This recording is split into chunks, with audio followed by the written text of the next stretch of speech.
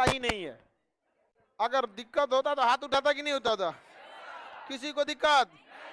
कोई दिक्कत नहीं है। एक तो कोई लड़का हाथ उठा रहा है, कौन हाथ उठाया? हर नहीं नहीं, वो हाथ नहीं उठाया बेचारा, इसे शर्ट सही कर रहा था वो, ऐसे ऐसे बेचारा तुरंत सीधा कर दिया यार। दाढ़ी वाले, क्या दिक्कत है आपको?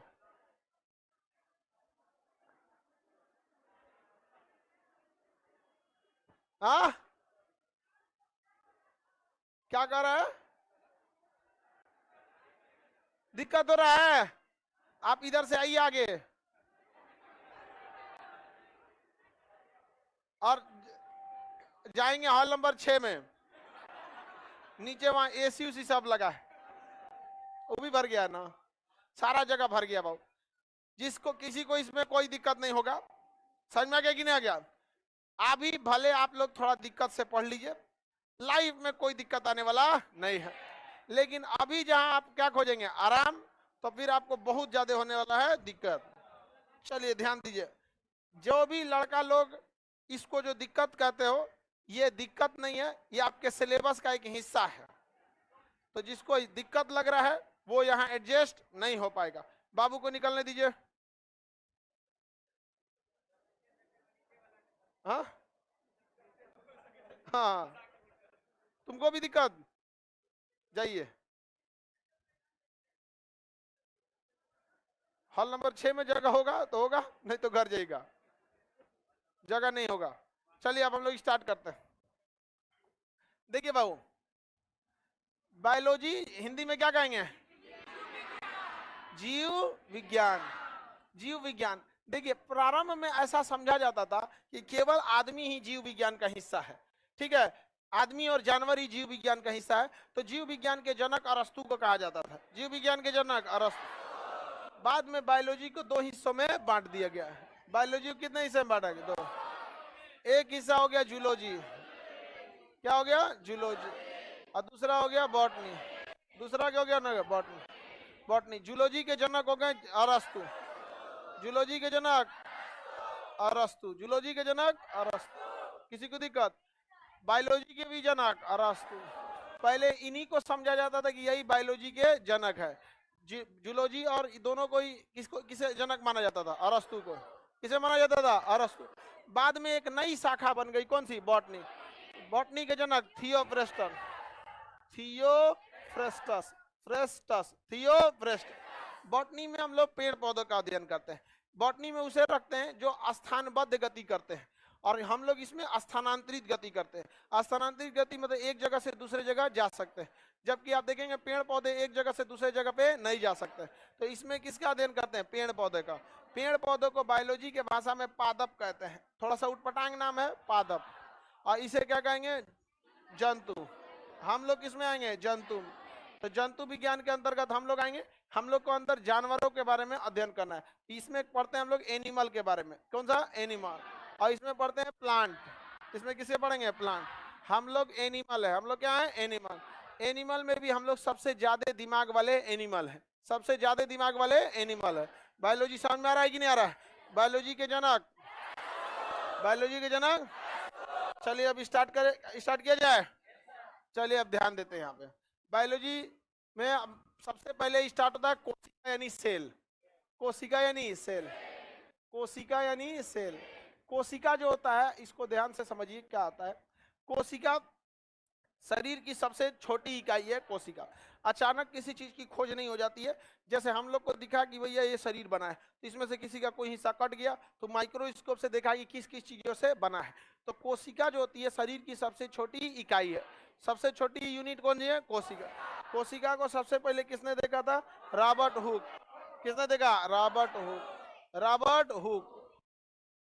क्या गिर गया जी? एक तो तुम लोग बैग वोग लेके आओगे लोग 20-20 किलो का, पता नहीं कहाँ रख ले रहती है सब। लड़का भी तो पढ़ने आता है सब, नहीं दिखता है? पता चला बैग लेते आए तुम लोग के लिए तो बैठने का जगह ही नहीं बचेगा उसका। दुनिया भर का में दुका दुका सब। देखो लड़का सब में कोई दिक्कत हुआ है? Robert Hooke.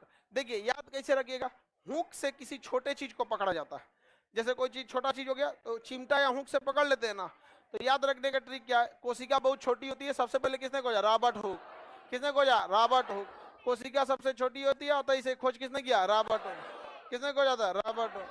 रॉबर्ट हुक ने, किसने खोजा, रॉबर्ट हुक ने खोजा था। आगे बढ़े, कोशिका की खोज किसने किया, रॉबर्ट हुक ने खोज किया था इसका। आगे बढ़ जाए, रॉबर्ट हुक ने, लेकिन ये मृत कोशिका की खोज किया। जब इन्होंने देखा तो कौन सी खोज, मृत कोशिका थी। कैसी थी, मृत। लेकिन हमें चाहिए लाइव यानी जिंदा, लाइव चाहिए। तो लाइव से याद रखे ल्यूवेन हॉक, लाइव से याद रखे Leeuwenhoek, Leeuwenhoek, Antonie van Leeuwenhoek. तो बताइए जीवित कोशिका की कोई, ल्यूवेन हॉक। जीवित कोशिका ल्यूवेन, पहली बार कोशिका, कोशिका विज्ञान के जनक रॉबर्ट हुक, रॉबर्ट हुक। कोशिका विज्ञान के जनक रॉबर्ट। जीवित कोशिका ल्यूवेन हॉक। कोशिका का अध्ययन साइटोलॉजी, साइटोलॉजी। कोशिका का अध्ययन साइटोलॉजी, कोशिका का अध्ययन साइटोलॉजी। याद रहेगा, जब भी साइटो शब्द आएगा किसे बताएगा, कोशिका। किसे बताएगा, कोशिका। तो बताइए कोशिका की खोज हो गई, जीवित कोशिका की खोज हो गई। अब बात करते हैं हम लोग कोशिका सिद्धांत, स्लाइडेन एवं स्वान, स्लाइडेन और स्वान, स्लाइडेन एवं स्वान। इन्होंने क्या दिया, कोशिका सिद्धांत। क्या दिया, कोशिका सेल थ्योरी दिया। कहा कि हमारा पूरा शरीर कोशिकाओं से बना है, अगर हमें कहीं भी चोट लगती है तो हमारी कुछ कोशिकाएं टूट जाती हैं, तो बगल की कोशिका उसको भर देती है, इसे हम लोग कहते हैं कोशिका विभाजन। तो कोशिका सिद्धांत किसने दिया, स्लाइडेन। हमारा शरीर पूरी कोशिकाओं से बना है, ये किसने बताया था, स्लाइडेन। पहली बार कोशिका की खोज किया, हाँ, रॉबर्ट हुक। मृत कोशिका की खोज, रॉबर्ट हुक। जीवित कोशिका, कोशिका सिद्धांत, स्लाइडेन एवं स्वान। याद रहेगा ना। अब सबसे छोटी और सबसे बड़ी कोशिका को देखते हैं, सबसे छोटी कोशिका और सबसे बड़ी कोशिका। देखिए सबसे छोटी कोशिका जो होती है माइकोप्लाज्मा, क्या होता है, माइकोप्लाज्मा, माइकोप्लाज्मा। और सबसे बड़ी कोशिका शुतुरमुर्ग का अंडा। किसका अंडा, शुतुरमुर्ग का अंडा इतना बड़ा होता है, तरबूजा बराबर होता है। समझ में आ गया कि नहीं, छोटा साइज का जो तरबूजा आता है ना उतना बड़ा होता है शुतुरमुर्ग का अंडा। तो सबसे बड़ी कोशिका किसमें होती है, शुतुरमुर्ग के अंडे में। और सबसे छोटी कोशिका माइकोप्लाज्मा, ये दिखता ही नहीं है माइकोप्लाज्मा। शुतुरमुर्ग का अंडा दिखेगा, लेकिन उसकी कोशिका को देखने के लिए आपको माइक्रोस्कोप का प्रयोग करना ही पड़ेगा। तो सबसे बड़ा कोशिका शुतुरमुर्ग का अंडा, सबसे छोटी। लेकिन हमारे शरीर की अगर बात करें, ये तो हम लोग में होता नहीं, माइकोप्लाज्मा एक छोटा सा जीव है, शुतुरमुर्ग। मानव में बात करेंगे तो मानव में सबसे छोटी, मानव में सबसे बड़ी, और मानव में सबसे लंबी, मानव में सबसे लंबी। मानव में सबसे छोटी कोशिका स्पर्म, क्या होता है, स्पर्म। और मानव में सबसे बड़ी ओवम, क्या हो गया, ओवम। स्पर्म को हिंदी में शुक्राणु कहते हैं। क्या कहेंगे, शुक्राणु। ये केवल मेल में पाया जाएगा। और सबसे बड़ी कोशिका ओवम को अंडाणु कहेंगे। क्या कहेंगे, अंडाणु, अंडाणु कहेंगे। बाबू हॉल वाले लड़के लोग को जितना थोड़ा बहुत प्रॉब्लम आएगा तो आप टेंशन नहीं लीजिएगा, आपको ये क्लास प्रोवाइड करा देंगे, ठीक है। मेन जहां से नेट प्रॉब्लम, नेट है वहीं से थोड़ा सा दिक्कत हो गया, तो आप लोग को ज्यादा दिक्कत नहीं आएगा, एक आध मिनट की समस्या आएगी, बहुत जल्दी उसको भी सॉल्व कर लेते हैं। अब इंटरनेट है, कहीं इस ससुरा कहीं आंधी तूफानों चल आता है तो कहीं का पेड़ और गिर जाएगा तो दिक्कत हो जाता है। समझ में आ गया कि नहीं गए। एक बार कोनो सड़क बना रहा था तो जेसीबी से बोकोट लिया केबलवे पूरा नेट का, हर जगह से कट गया। कहा हुआ भाई, तो जेसीबी वाला बकोट ले गया। समझ में आ रहा है कि नहीं आ रहा। तो मानव में सबसे छोटी स्पर्म, मानव में सबसे बड़ी, मानव में सबसे लंबी न्यूरॉन, मानव में सबसे लंबी न्यूरॉन, इसे तंत्रिका कहेंगे। क्या कहेंगे, तो बताइए। ब्रेन सबसे लंबी कोशिका ब्रेन, सबसे लंबी न्यूरॉन, सबसे लंबी न्यूरॉन, सबसे छोटी स्पर्म, सबसे बड़ी ओवम, ओवम फीमेल में, स्पर्म मेल में। ऐसे ओवरऑल में सबसे छोटी माइकोप्ला, ओवरऑल में सबसे बड़ी, हाँ क्या होगा, शुतुरमुर्ग का अंडा, शुतुरमुर्ग का अंडा। हॉल नंबर 6-7 में जिनको प्रॉब्लम हो रहा है, फिलहाल 1-2 मिनट आप मोबाइल पे देखिए, 2-3 मिनट में फिर से सही हो जाएगा। फिलहाल आप लोग मोबाइल पे देख लीजिए, आगे बढ़ जाएं। सबसे, अब देखिए ध्यान से समझिए, कोशिका सिद्धांत किसने दिया? स्लाइडेन एवं स्वान। इसने कहा कि अगर हमारी एक जगह की कहीं कोशिका मरती है तो अगल बगल की कोशिकाएं उसे भर देती है, वो खाली जगह नहीं छूटता, वो दोबारा रीजनरेट कर देती है। कोशिका विभाजन सेल डिवीजन द्वारा क्या करती है? रीजनरेट कर देती है। क्या कर देती है? रीजनरेट कर देती है। याद रहेगा ना, क्या कर देगी? रीजनरेट। क्या कर देगी? रीजनरेट करके रख देती है।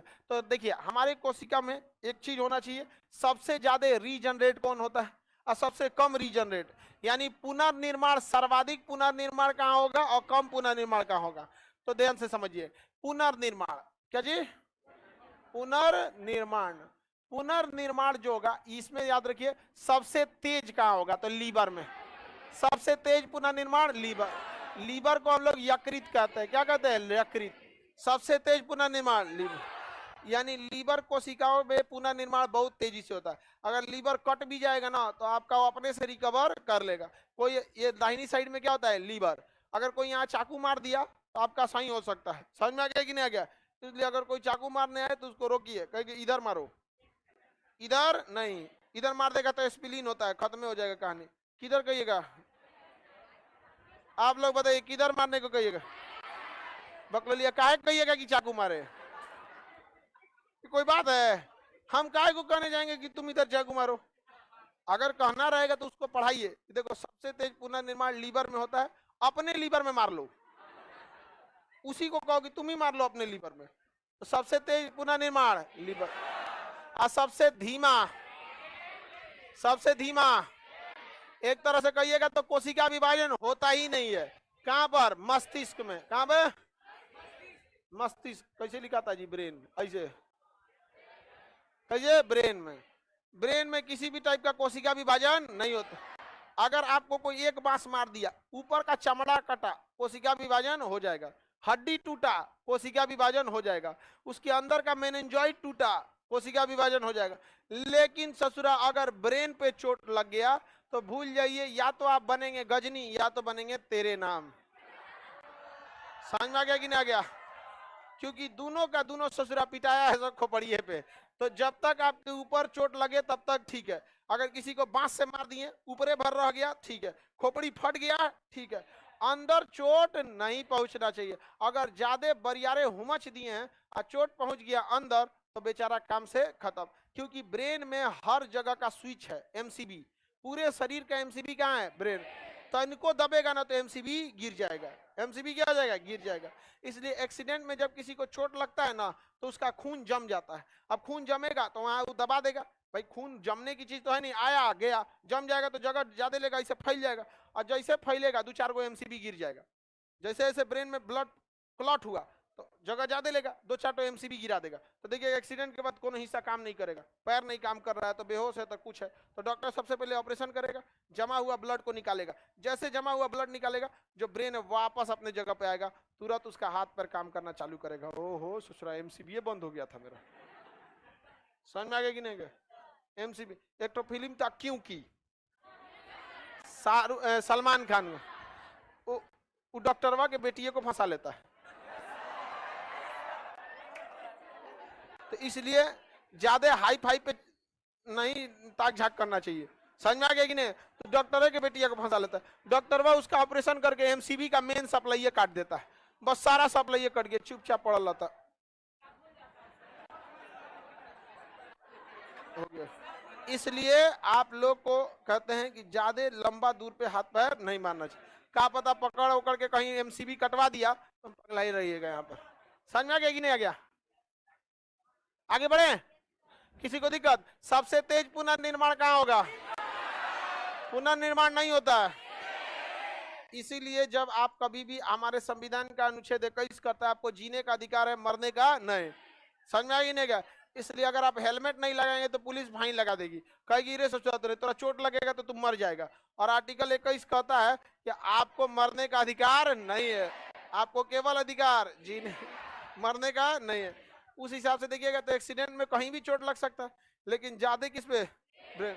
सीट बेल्ट लगाने को कहता है, क्योंकि सीट बेल्ट नहीं लगाएंगे अचानक गाड़ी का एक्सीडेंट होगा, खोपड़िया जाके आपका धड़ाम से लड़ जाएगा आगे। समझ में आएगी नहीं? अभी देखिए साइरस मिस्त्री जी का एक्सीडेंट हो गया, कोई महिला चला रही थी। हाँ दुकान कोई महिला ही चला रही थी। इसलिए जब भी कभी सड़क पे महिला मिले, आपको गाड़ी चलाते हुए, सिग्नल रेड हो या ना हो, आपको रुक जाना चाहिए। समझ में आ गया नहीं आ गया यहाँ पे? बाकुला कह रहा है कि जब हम देखते हैं कोई महिला चला रही है तो रोड छोड़ के बगल में खड़े हो जाते हैं। हाँ भाई देखिए, अपनी जान की सुरक्षा आपको अपने हाथ में है। आगे बढ़े, किसी को कोई दिक्कत नहीं ना? बताइए, कोशिका सिद्धांत सब समझ में आ गया कि नहीं आ गया? कोशिका के अंदर अलग अलग क्या पाए जाते हैं? पदार्थ पाए जाते हैं। ये तो समझ में आ ही गया होगा आप लोग को। आगे बढ़े, कोशिका जो होता है एक झिल्ली के अंदर बंद होता है। कोशिका एक झिल्ली के समान होता है। हम इतना बड़ा बनाए हैं, इतना छोटा होता है कि आंख से दिखता ही नहीं है। ये झिल्ली होता है। यह झिल्ली जो होता है किसका बना होता है? प्रोटीन का बना होता है। किसका बना होता है? इस झिल्ली को इतना पतला होता है कि इसे हम लोग, झिल्ली को हम लोग क्या कहते हैं भाई? कोशिका भिल्ली झिल्ली। कोशिका झिल्ली, सेल मेम्ब्रेन। पतली झिल्ली को क्या कहेंगे? मेम्ब्रेन। पतली झिल्ली को मेम्ब्रेन। तो कोशिका की झिल्ली मोटी की पतली, अतः उसे हम क्या कहेंगे? मेम्ब्रेन। क्या कहेंगे? मेम्ब्रेन। कोशिका झिल्ली या सेल मेम्ब्रेन। कोशिका झिल्ली या सेल किसका बना होता है? प्रोटीन का। किसका बना होगा? प्रोटीन का। इसके अंदर माइटोकांड्रिया पाया जाता है। क्या पाया जाएगा? माइटोकांड्रिया। क्या पाया जाएगा? माइटोकांड्रिया। माइटोकांड्रिया पाया जाता है। माइटोकांड्रिया जो होता है इसके अंदर पाया जाता है, बहुत छोटा होता है, लेकिन माइटोकांड्रिया को जब जूम करके देखते हैं तो वो बड़े आकार का इस टाइप का दिखता है। कौन? माइटोकांड्रिया। इसके अंदर एक घुमावदार आकृति बनी रहती है, इसे हम लोग क्रिस्टी कहते हैं। क्या कहेंगे? क्रिस्टी। माइटोकांड्रिया की आंतरिक संरचनाओं को क्या कहते हैं? क्रिस्टी। माइटोकांड्रिया की आंतरिक संरचना, जब हम सांस लेते हैं तो यह सांस कहाँ जाता है? फेफड़ा में। अब फेफड़ा में आया रहता है ब्लड, और वो ब्लड इस हवा को कहाँ लेके चल जाता है? माइटोकांड्रिया में। कहाँ लेके चला जाता है? तो बताइए ऑक्सीजन कहाँ आता है? माइटोकांड्रिया। क्वेश्चन कहेगा ऑक्सीय श्वसन कौन करता है? माइटोकांड्रिया। ऑक्सी श्वसन, ऑक्सी श्वसन, ऑक्सी श्वसन, ऑक्सी श्वसन माइटोकांड्रिया। और ये जब ऑक्सीजन जाता है तो इसमें क्रेब्स साइकिल चलती है। क्या चलती है? Krebs cycle. क्रेब्स साइकिल मतलब क्रेब्स चक्र। कौन सा साइकिल? Krebs cycle. कौन cycle? Krebs cycle. Krebs cycle के फलस्वरूप 38 एटीपी का निर्माण होता है। किसका निर्माण होता है? एटीपी का full form adenosine triphosphate. Adenosine triphosphate. Adenosine triphosphate. Adenosine triphosphate. Adenosine triphosphate. बताइए क्रेब्स साइकिल कहाँ चलता है? माइटोकांड्रिया। Krebs cycle. माइटोकांड्रिया की आंतरिक दीवारों को क्या कहते हैं? माइटोकांड्रिया की आंतरिक दीवारों को।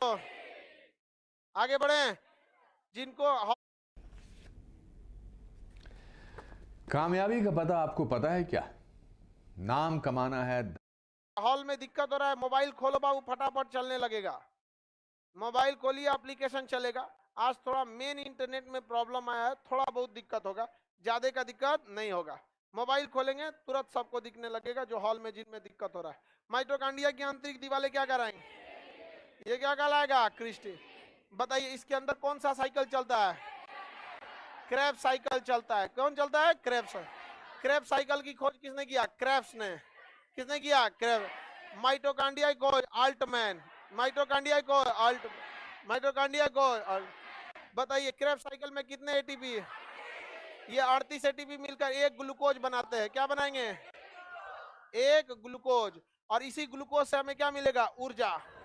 एक ग्लूकोज से हमें क्या मिलता है? ऊर्जा। कितनी ऊर्जा मिलती है? 4.2 kilo calorie. 4.2 kilo calorie. 4.2 kilo calorie. बताइए 1 ग्राम ग्लूकोज से कितनी ऊर्जा? 4.2 किलो कैलोरी।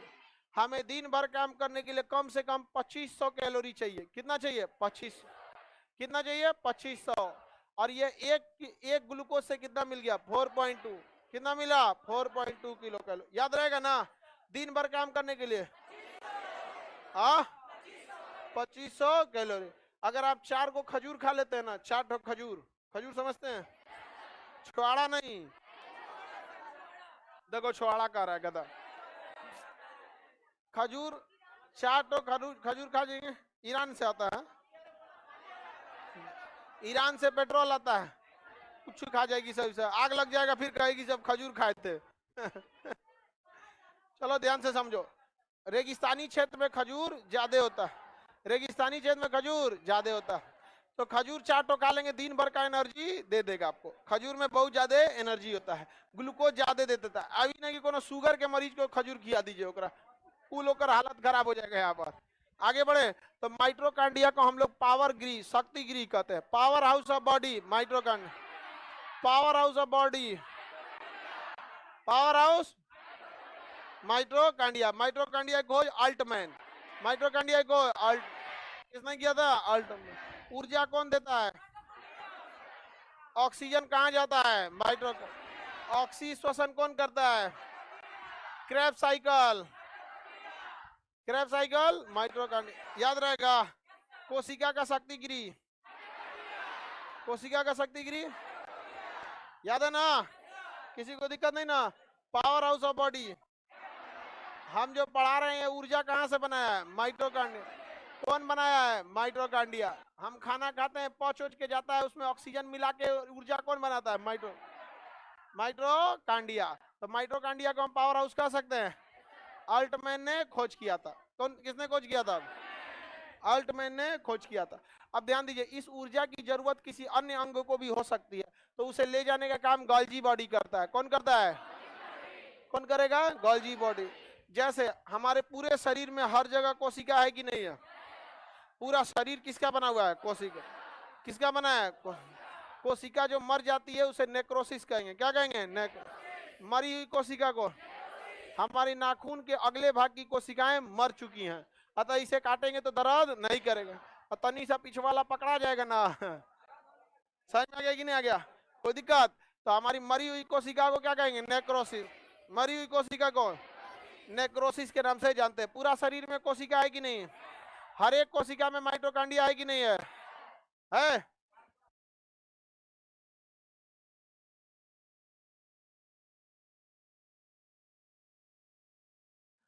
आगे बढ़े, आगे बढ़ते हैं। ऑल नंबर 6 वाले सब लोग का सही है, नहीं है तो भी मोबाइल पे देखेंगे लोग, बस 10-15 मिनट का दिक्कत है। आगे देखिए, हमारी शरीर में मृत कोशिकाएं भी पाई जाती हैं, पाई जाती हैं। हमारे पूरे शरीर में कोशिका है कि नहीं? हर जगह माइटोकांड्रिया, हर जगह ऊर्जा बन रहा है कि नहीं बन रहा है? बताइए, हमारे पैरों को ज्यादा ऊर्जा की जरूरत है कि जीभ को? अरे दिन भर बोल रहे हैं, जीभ को ना ज्यादा जरूरत है। पता चला आदान प्रदान ऊर्जा का होना जरूरी है कि नहीं है? पैर की ऊर्जा कहाँ चलाना चाहिए? जीभ। कहाँ जाना चाहिए? जीभ में। एक मजदूर को ज्यादा जरूरत है हाथ पैर में, उसके जीभ में ज्यादा जरूरत है। तो ये एक जगह से दूसरे जगह का ट्रांसपोर्टेशन जरूरी है कि नहीं है? आप बताओ मित्रों, जरूरी है कि नहीं है? तो ये परिवहन करने का काम करता है गोल्जी बॉडी। कौन करेगा? हमारे शरीर की सारी ऊर्जा को कहाँ भेज रहा है? जीभ में। कहाँ भेज रहा है? जीभ में। आई ससुरा ऑटोमेटिक सबसे पहले ऊर्जा भेजता है ब्रेन को। किसे भेजता है? ब्रेन। जिस दिन ब्रेन को ऊर्जा भेजना कम कर देता है, उसी दिन आपको चक्कर आना चालू हो जाता है। जिस दिन फास्टिंग उस्टिंग ज्यादा रख देंगे, खाना खाइबे नहीं किए, तो ओकरा में ऑक्सीजन मिला के ऊर्जा बनाएगा कैसे? बस ऊर्जा भेजना किसको कम कर देगा? ब्रेन को। ब्रेन को जहां ऊर्जा देना कम करेगा ना, ब्रेन घुसिया जाएगा। छोटा कहीं का, तुम्हारा फास्टिंग रहना रहो, हमको मतलब नहीं, ऊर्जा भेजना है तो भेजो, नहीं तो हम सो जाएंगे। और जहां ब्रेन गायब होगा ढह जाएंगे। समझ में आ गया कि नहीं? बहुत तेज घुसियाता है ब्रेन। ब्रेन को